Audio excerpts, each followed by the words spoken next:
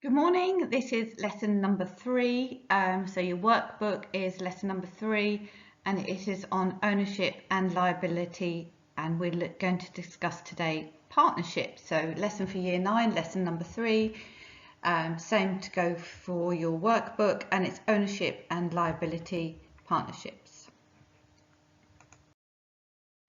So yesterday, or the lesson 2 we looked at, was sole trader. And I just want you to look at the knowledge recall quiz from the things you learnt from the sole trader lesson. So first of all, who owns the sole trader business? Number 2, who controls the business? What type of liability is there? And how many employees are there? And what happens if the owner dies, do you think? So have a think about that. Press pause and do the questions.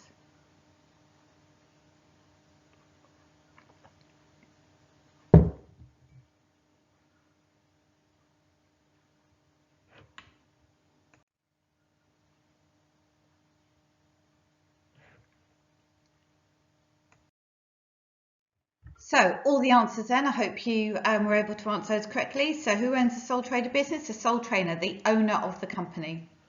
So if it's a gardening company and he is the owner, it will be, he is a sole trader business, but he might have some people working for him. So who controls the business? The owner does. The sole trader owns the business. What type of liability is there? So it is the unliability. So he has got unlimited liability on this. How many employees are here? He can employ some employees if he wants to, but they must be able to pay the employees. And what happens if the owner dies? The company will cease trading, which means it will stop trading. There is no longer a business if the owner dies. So I hope you got all those right using the information from the sole trader workbook and PowerPoint. So today we're going to look at partnerships. So the lesson objectives for that are, we're going to understand what a partnership is. You're going to be able to understand what the advantages of a partnership are, and also to look at and understand what the disadvantages of a partnership are. So words that you need to know are the liability, bankrupt, unlimited liability, limited liability, and partnership. A new word for this lesson is it's a type of business that has 2 or more owners. They decide to set up a business and run it between them. So this is different from a sole trader, where a sole trader is one person owning the business. So what I want you to do as a starter today is think about people that you might know, or you might have used, or your parents might have used the services of a partnership. There is a picture there of an accountant who that might help you, and there's also some hints here. Has your family ever used a solicitor? Which dentist do you use? And have you taken your vets to the pet, the pet to the vets? So I'd like you to press pause and write down your ideas if you can think about some partnerships that you might know of.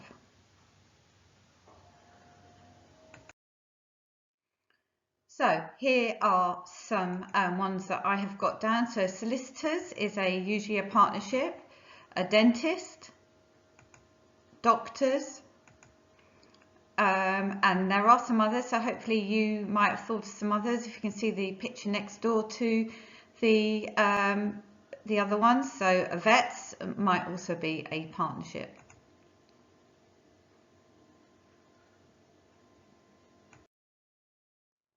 So key points. So this is new knowledge you will learn about being in a partnership. So a partnership is a group of or association of between 2 to 20 people who have agreed to own and run the business together. The partners will contribute to the capital of the business. The capital is money of the business, and will usually have a say in the running of it, and will share any profits made. So that means if there are 10 people who are in the partnership, they will share the profits between them, but they will have also put money into the business, so that's why they will share the profits made. Just important to note, they will also have to share the losses. A partnership is really easy to set up, and you can even set it up with a simple verbal agreement. I wouldn't recommend that, but some partnerships do that. Below is some more information about a partnership, if you'd like to take time just to read that. So key points of a partnership, some pictures there of some partnerships.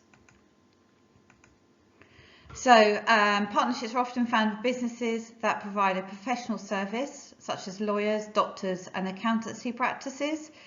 They can sometimes be identified by the name of a business, for example, Kowalski and Davis's accountancy, and would probably be an accountancy business with two partners with the surnames of Kowalski and Davis.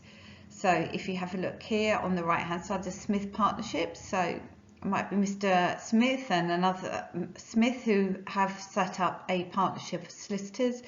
There's also the vets and the dentist there. The partnership, the owners will set out a set of rules. These are outlined in a document called a deed of partnership. As an example, this document may specify how profits are allocated, what percentage of the business each person owns, their roles and responsibilities, and the percentage of any business debts that each person would have to pay. The owners in a partnership pay income tax on their earnings. So if there's a partnership, someone's put in different amounts of money, that will also then depend on how much profit they get, depending on how much money they have put into their business.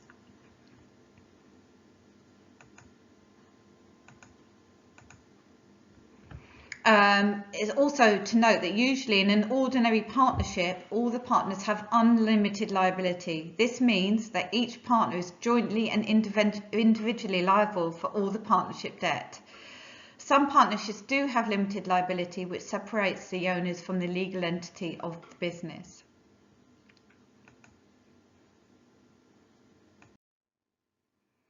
So what I would like you to try and do now is complete the table. Under each heading, note that note down the features partnerships have. Are these features disadvantages or advantages? Maybe they could be both, but have a look. So what I want you to think about, who puts the money in the business? Who decides as the business grows? Who decides on responsibilities, skills? Who makes the decisions? How are the profits shared? And what liability does the partnership have? So I want you to go back and have a look at your notes, look in the workbook as well, and that will help you, and see if you can put an answer to those questions. So pause this now and have a look.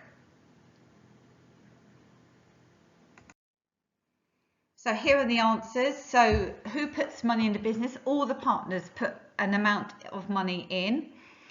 All the partners have to agree to grow the business. That's an important point. Who decides on responsibilities? The responsibilities are decided when the partner joins the practice and are shared. All the responsibilities are shared between the partners. Skills, usually partners have different skills to enhance or make a difference to a partnership. So for an example here, a vet partnership might have a specialist in farm animals, they might have a specialist in heart operations or in dogs, or they might have a specialist in cats or something like that. So that's for a vet. Who makes the decisions? The partners will make shared decisions, so they will have meetings and make shared decisions about where the partnership goes. And the profits are shared equally or in proportion to what money they've put in. That's like you do that in a ratio type thing for maths. What liability does a partnership have? In ordinary partnerships, all the partners have unlimited liability. So that means that they will share the profits, but also they will have to take a share in the losses as well. So I'd like you to pause the PowerPoint and finish off this if you haven't included all the answers here. So now I want you to think about the advantages and disadvantages of being a partnership. So if you think about shared decision making, you might have 20 partners in a practice. How long do you think that decision making might take? Do you think some people might have more of a dominant role? in making a decision or want to push something through that perhaps they think is more important than other partners might think. Your accounts, what happens to your accounts? Think about that. Have a look in the workbook and the PowerPoint. What happens to your accounts in a partnership? What about disagreement? If a couple of partners think differently from the other partners, what happens there? How is that solved? So think about that when you're thinking about advantages and disadvantages. How is the capital, the money raised? So think about partners, how much money that they have to put in and how easy is that? What if your partner might want some more money after they've put the money in? And the profit, how's the profit shared? It's not shared between one person anymore in a partnership, it's shared between more people. Holidays, so think about a sole trader where it's very difficult for them to take a holiday, but maybe in a partnership it's going to be easier because there's more partners to share the workload. But also, most importantly, think about unliability, limited liability, and if a partnership has that or doesn't have that. And then finally, I would like you to have a look in your workbook and finish off it. So you've got to think about the starter, the questions on partnerships, and then do disadvantages and advantages of a partnership. Okay, so that concludes the end of the partnerships PowerPoint. And any questions, please email me on lshelton@carshaltongirls.org.uk. Thank you.